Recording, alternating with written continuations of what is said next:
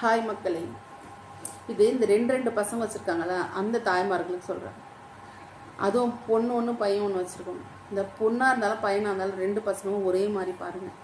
பையனை மட்டும் வசதியாக பார்த்துக்கிட்டு பொண்ணு கேவலமாக பார்த்துக்கிட்டு, அதுவும் தாய்மை இருக்கிறதுலே ரொம்ப மதிக்கப்பட வேண்டிய ஒரு விஷயம். ஆனால் அந்த தாய்மையே இப்போ சில தாய்ங்கள்லாம் அப்படி இருக்க மாட்டுறாங்க. எனக்கு தெரிஞ்ச ஒருத்தவங்க இருக்காங்க. அவங்களுக்கு 2 பசங்க.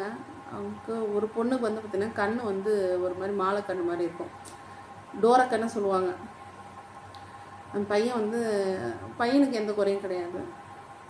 அந்த பொண்ணு தினம் திட்டுறது தான் அவங்க அம்மாவுக்கு ஒரு வேலையே. அம்மா இவ்வளோ திட்டுவாங்களான்னு சத்தியமாக எனக்கு தெரியாது. ஏன்னா எங்கள் அம்மாலாம் இவ்வளோ திட்டல. ஆனால் இந்த பொண்ணை பெற்றாம எப்போ பார்த்தாலும் திட்டிக்கிட்டே தான் இருக்குது. இது ஏன் அப்படி திட்டுதுன்னு கூட எனக்கு ஒன்றும் புரியல. ஆனால் அவங்க பெற்ற பொண்ணு தானே, அப்படி எப்படி அவங்க இப்படி திட்டுறாங்க? அவங்களே இப்படி திட்டினா பக்கத்தில் இருக்கவங்களாம் எப்படி திட்டுவாங்க? ஆனால் அந்த பொண்ணு அதையும் கடந்து இன்றைக்கி அந்த பொண்ணு கல்யாணம் ஆகி 2 பசங்க இருக்குது. அவங்க பையனுக்கும் கல்யாணம் ஆயிடுச்சு. அவங்க பையன் வெளிநாட்டில் போய் செட்டில் ஆகிட்டான். இப்போது 72 வயசுக்கிட்ட இருக்கும் அந்த அம்மாவுக்கு. உக்காந்தான் எந்திரிக்க முடியல. அவ்வளோ சூழ்நிலை இருக்குது சொல்லி இன்றைக்கி எந்த பொண்ணை திட்டினாங்களோ அந்த பொண்ணு தான் இன்றைக்கி பக்கத்தில் உட்காந்து பார்த்துக்குது. இப்போ அவங்களுக்கு உறுத்தாதான் நம்ம பொண்ணு இப்படிலாம் திட்டினமே செஞ்சோமே, நம்ம இப்போ நம்ம பொண்ணு கையால் தான் சாப்பிட்றோமேன்ற அந்த உறுத்தலே இல்லை அவங்களுக்கு. அந்த பொண்ணும் ஆனால் சகிச்சுக்கிட்டு தான் பார்க்குது. உண்மையிலே நம்ம அம்மா நம்மளை பார்த்தாங்கன்னு சொல்லல, விதி சரி பக்கத்தில் யாருன்னா சொல்லிடுவாங்களோன்னு சொல்லிட்டு போய் கொடுக்குது அந்த பொண்ணு சாப்பாடு. நான் சத்தியமாக கொடுப்பேனான்றது எனக்கு தெரியல. ஏன்னா அந்த பொண்ணு அவ்வளோ கஷ்டப்பட்டுருக்குது. அதுவும் இல்லாமல் அந்த பொண்ணு உழைச்சியே தான் அந்த பொண்ணு கல்யாணம் பண்ணியிருக்குது. அந்த பொண்ணு படிக்க வச்சுருக்காங்க. கவர்மெண்ட் ஸ்கூல் தான், கவர்மெண்ட் காலேஜ் தான். பையனை மட்டும் ப்ரைவேட் ஸ்கூலு, ப்ரைவேட் காலேஜு. பொண்ணு மட்டும் பார்த்திங்கன்னா இப்படிலாம் இப்படி ஓர் வஞ்சிரம் பார்த்துக்குங்க. ஆனால் அந்த பொண்ணு உழைச்சி தான் இன்றைக்கி பார்த்திங்கன்னா அது ஒரு 20 பொண்ணாக சேர்த்து வச்சுருக்கோம் போல இருக்குது. அந்த பொண்ணுக்கு லேட் மேரேஜ் தான். 20 பொண்ணாக சேர்த்து வச்சு அந்த பொண்ணுக்கு சேர்த்து வச்சு இவங்க தான் மாப்பிள்ளை பார்த்தாங்க. அது மாப்பிள்ளை பார்த்து கட்டிட்டு வந்துச்சு அந்த பொண்ணு.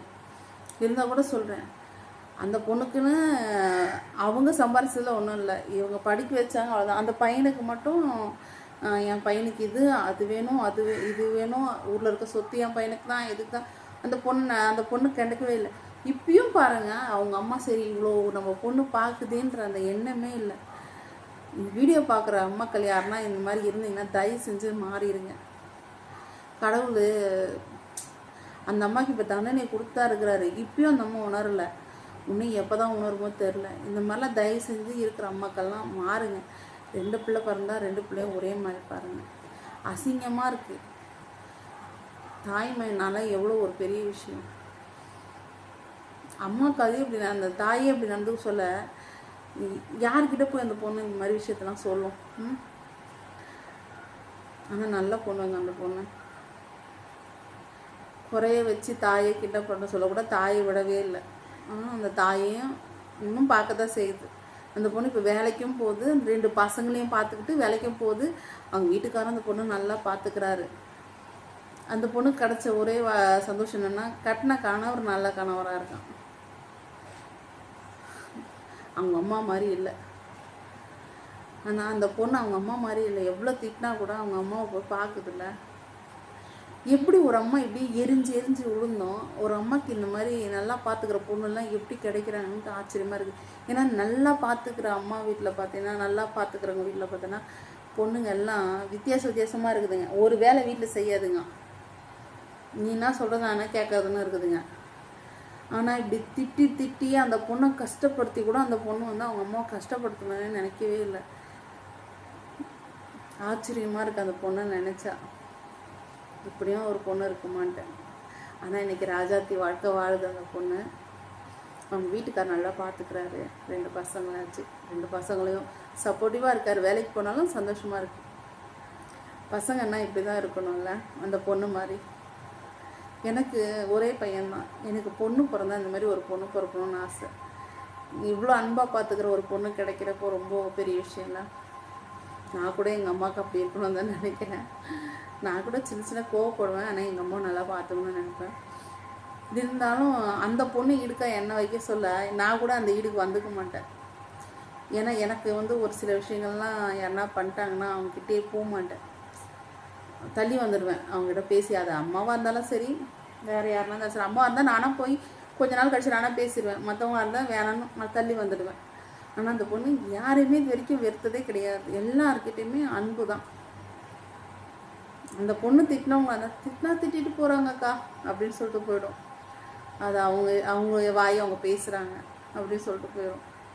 எப்படி இந்த மாதிரி குணம்லாம் அந்த மாதிரி பொண்ணுங்களுக்கெல்லாம் இருக்குன்னு ஆச்சரியமாக இருக்குது. இந்த மாதிரி இருக்க பொண்ணுங்களை பார்த்தா உண்மையிலே ரொம்ப ஹாப்பியாக இருக்குது. தயவு செஞ்சு இந்த மாதிரி இருக்க பொண்ணுங்களை திட்டாதீங்க தாய்மார்களே. பெத்த பிள்ளையை தானே திட்டி கஷ்டப்படுத்தாதீங்க. ஏதோ எனக்கு சொல்லணும்னு தோணுச்சு. நான் இதில் அவங்க பேரையோ அவங்க குடும்பத்தையும் நான் மென்ஷன் பண்ணல, இருந்தாலும் நான் வந்து எனக்கு சொல்லணும்னு தோணுச்சு. எத்தனை தாய்மார்கள் வந்து பிள்ளைங்களை ஓர வஞ்சனையோட பார்க்குறீங்க, அந்த தாய்மார்களை தயவு செஞ்சு இந்த வீடியோ பார்த்துட்டு மாறுங்க. ஓகே, பாய் மக்களே.